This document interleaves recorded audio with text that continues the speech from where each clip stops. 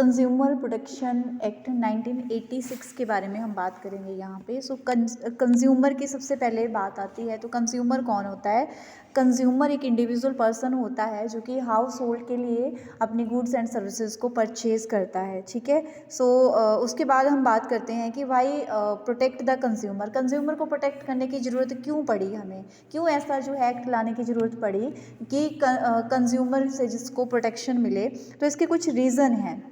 Collective bargaining, ठीक है, ताकि जो बार्गेनिंग है वो एक कलेक्टिव मैनर में चली रहे। आर्टिफिशियलिटी और हमारा जो प्राइस हाइक है उसको कंट्रोल करने के लिए, और क्योंकि लॉज बहुत ज़्यादा हो गए हैं, कानून बहुत ज़्यादा हो गए हैं, लाइक आपका इंडियन कॉन्ट्रैक्ट एक्ट है, सेल ऑफ गुड्स एक्ट है, एसेंशियल कमोडिटीज़ एक्ट है, बहुत से एक्ट हैं। और उन एक्ट्स में जो है वो कंज्यूमर के हक की बात जो है बहुत कम की गई है। लेकिन consumer is the king of the market, और उस किंग को जो है बहुत अच्छी जो है रिस्पेक्ट देने की जब बात आती है तो उसके लिए एक सेपरेट लॉ बना के जो है वो ज़्यादा एफिशिएंटली इसको डील किया जा सकता था।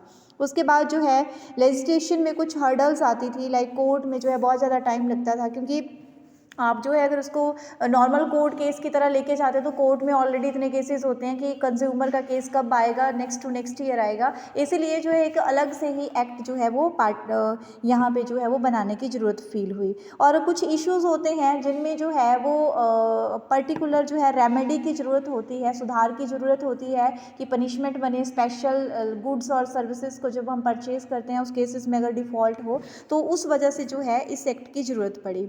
Concept of consumer protection, automatically आपको पता लग गया कि कंज्यूमर को जब भी कोई ग्रीवियंस आता है, ठीक है, उसको कोई भी प्रॉब्लम आती है while is going to purchase any kind of good और while he have purchased any good, ठीक है, और उसमें कोई डिफ़ॉल्ट उसको आता है, जब वो किससे बात करे तो उसको ये चीज़ जो है वो क्लियर करवाने के लिए जो है यहाँ पे सही में ज़रूरी हो जाता था कि एक एक्ट पास किया जाए। इसीलिए जो है कंज्यूमर प्रोटेक्शन एक्ट आया, और ये एक्ट जो है वो 1986 में आया है, ठीक है। और इस एक्ट में जो है अगर हम बात करें तो ये लागू कब हुआ था? ये 15 अप्रैल 1987 से लागू हुआ था, ठीक है। और इस एक्ट में हम बात करें तो स्ट्रिक्टली जो है वो लाइबिलिटी जो है मैन्युफैक्चरर की फिक्स की गई थी, सप्लायर की फिक्स की गई थी फॉर द डिफेक्टिव पीस और डिफेक्टिव सर्विस के केस में सर्विस प्रोवाइडर को जो है इसमें लाइबल ठहराया गया था।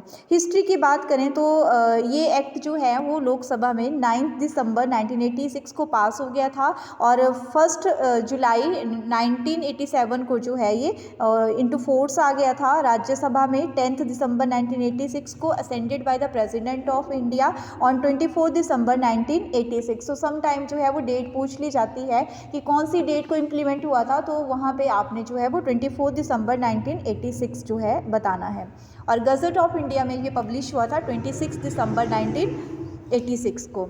अब इसके फीचर्स की बात करें तो सभी गुड्स एंड सर्विसेज पे अप्लाई होता है जिन पे अनफेयर प्रैक्टिसेस हुई हों, और ऑल सेक्टर्स को कवर करता है while they are private, government और cooperative sector. It provide establishment of consumer protection council at the centre, state and district level. Central level के प्रॉब्लम्स के लिए अलग court, state and district level से जो है ये स्टार्ट होता है।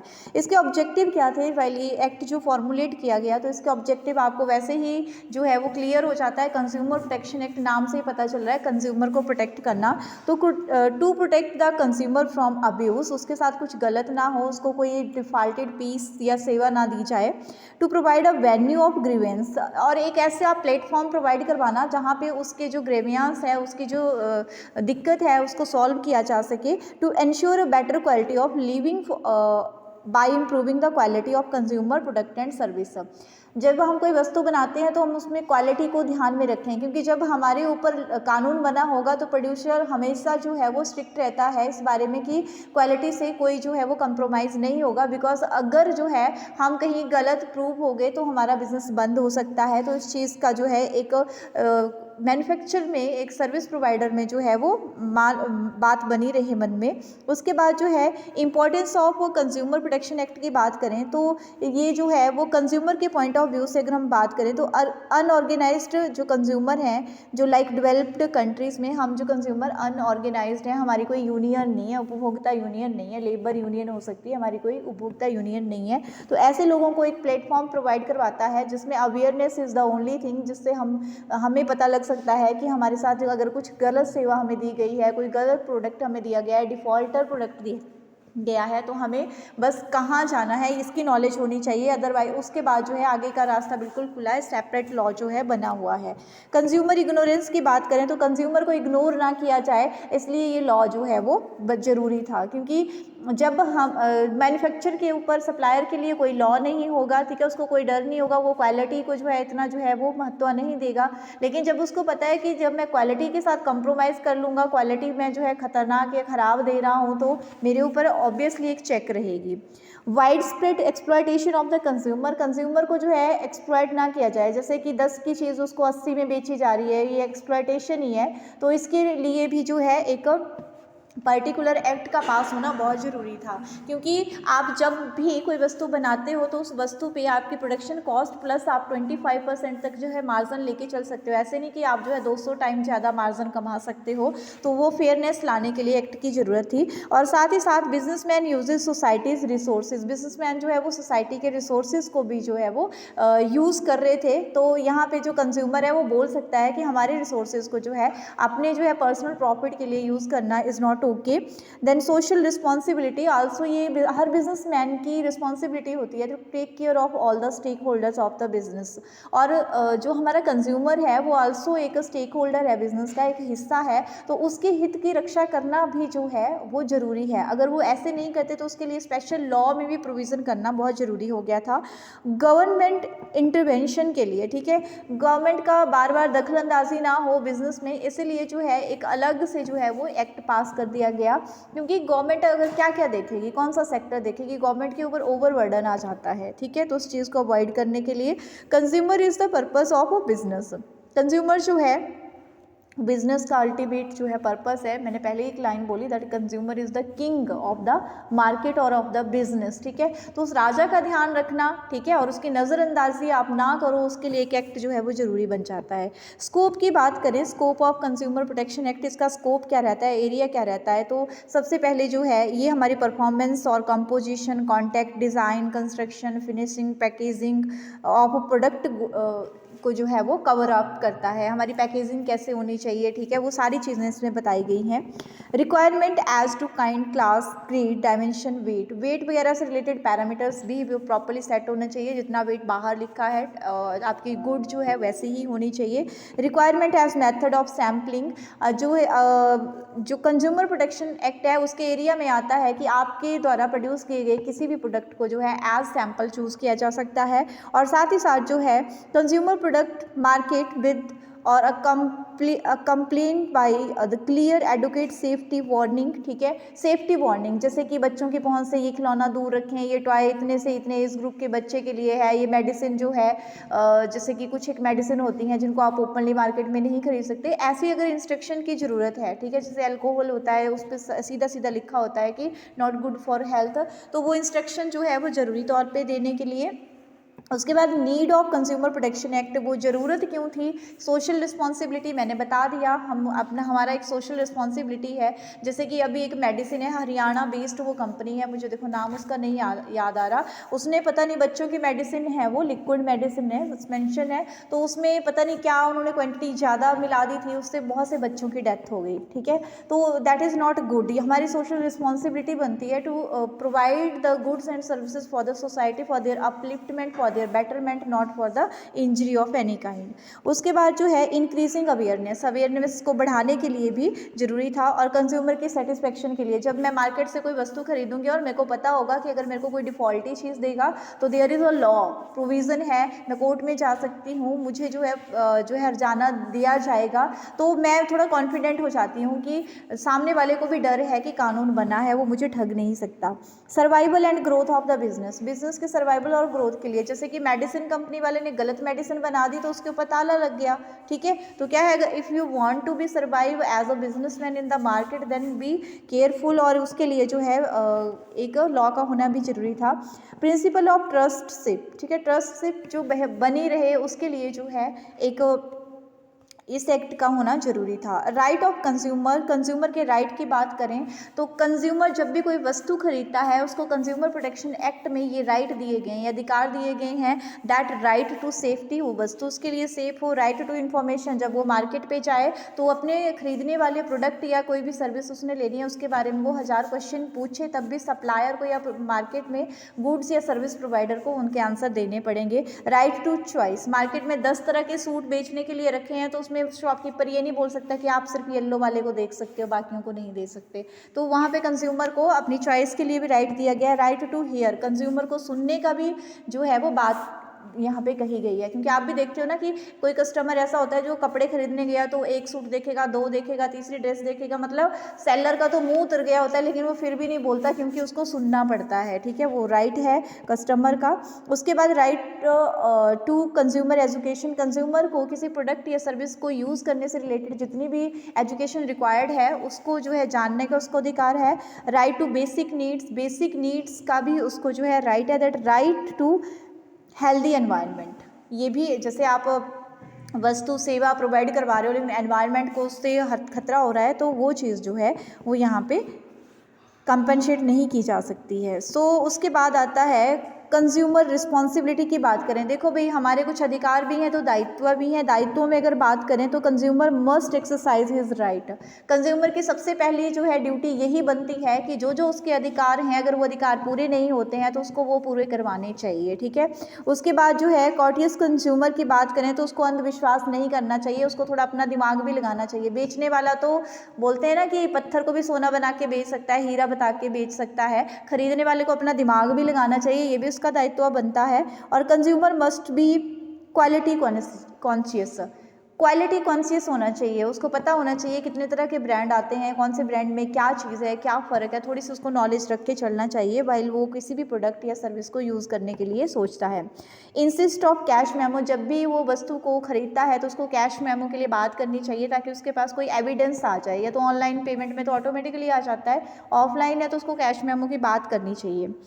Filing complaints for redressal of genuine grievance, अगर जेनुअली लगता है कि हमारे साथ जो है वो गलत हुआ है, हमें गलत सेवा या सामान दिया गया है तो उसके लिए उसको जो है उसके उपचार के लिए कंप्लेंट भी फाइल करनी चाहिए।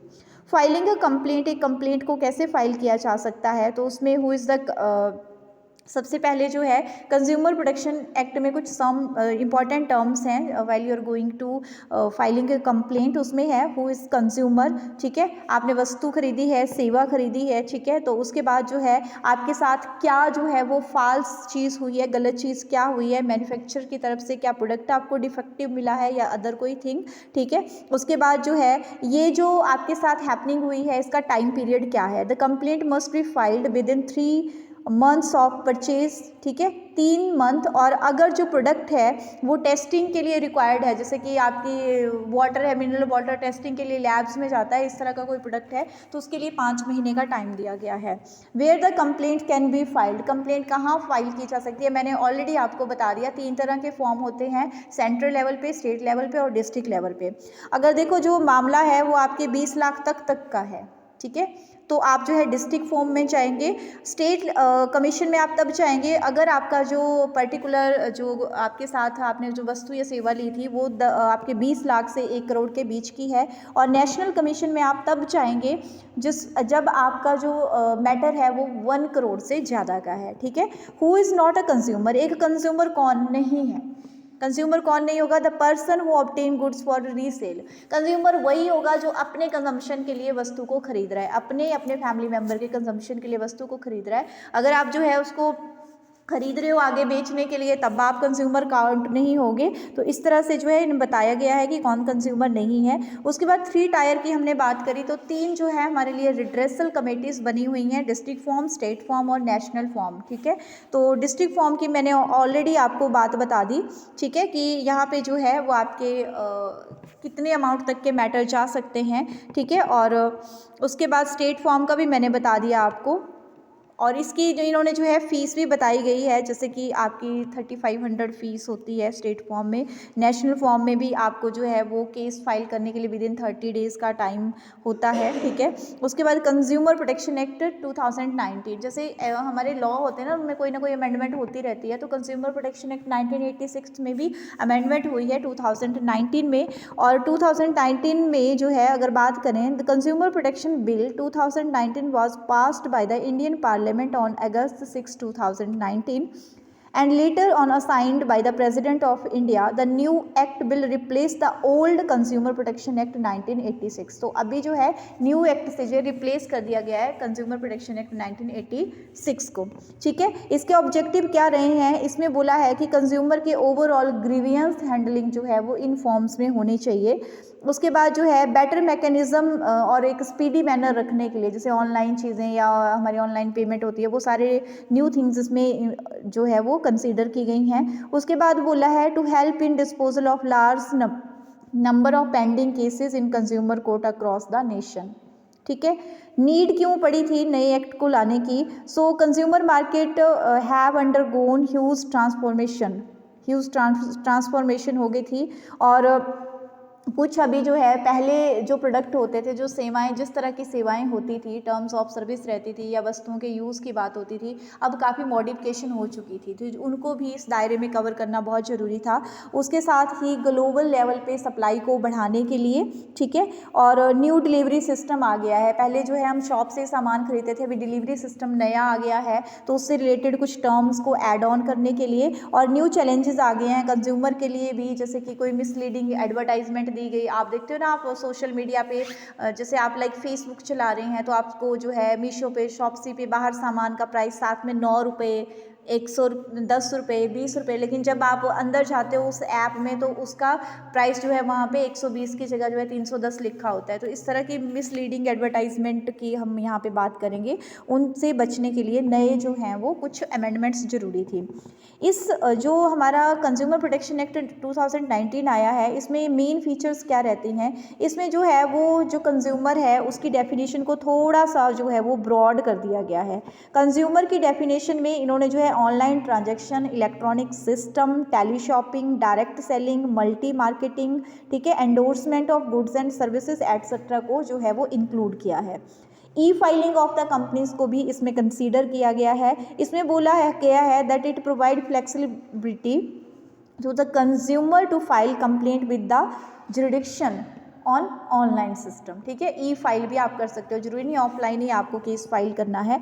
दूसरा इसमें जो है CCPA, central consumer protection authority की बात की गई है, ठीक है। ये 2019 में एस्टेब्लिश की गई है और इसमें जो है प्राइस से रिलेटेड जितने भी हमारे मैटर हैं उनको डायरेक्टर जनरल को जो है वो एक बार देखते हैं। उसके बाद राइट टू कंज्यूमर, इसमें 6 राइट फिक्स किए गए हैं। Right to safety, right to be inform, ठीक है, उसको इन्फॉर्म करने का भी अधिकार है। Right to choose, right to be heard, right to seek redressal, ठीक है, ये जो है इसमें एक ऐड किया गया है, राइट टू सीक रिड्रेसल। उसके बाद जो है हम बात करें then new edition of existing consumer right, there are 5 new, इसके अलावा 5 नए और हैं। That right to file a complaint from anywhere, जैसे मैंने सामान हिमाचल में ख़रीदा था, अभी मैं पंजाब में चली गई हूँ तो पंजाब से भी ई फाइल में कर सकती हूँ। Right to seek compensation under product liability, ठीक है, कंपनसेशन का राइट है। Right to protect consumer as a class. उसके बाद right to seek a hearing using video conferencing, video conference से भी आप जो है वो पेशी आपकी जब लगी है तो उसको हियर कर सकते हो, सुन सकते हो। मतलब जैसे होता है ना कि हमें जो है वहाँ पे प्रेजेंट ही होना पड़ता है कोर्ट में, अब टाइम नहीं है, अब हम तो 1000 चीज़ें खरीदते हैं तो उनमें जो डिफेक्ट हो सकता है तो हम कॉन्फ्रेंस के थ्रू भी उस पेशी को, उस हियरिंग को अटेंड कर सकते हैं। ये नई चीज़ इन्होंने ऐड की है, दैट इज़ वेरी गुड। उसके बाद जो है पेनल्टीज़ फॉर मिसलीडिंग एडवर्टाइजमेंट, अगर मिसलीडिंग, जैसे आप कर दो ना कंप्लेंट मीशो का, एक स्क्रीनशॉट लेके और दूसरा जो है उसी को ओपन करके दूसरा स्क्रीनशॉट लेके आप केस कर देते हो तो वहाँ पे जो है वो मिसलीडिंग एडवर्टाइजमेंट का केस बन जाता है।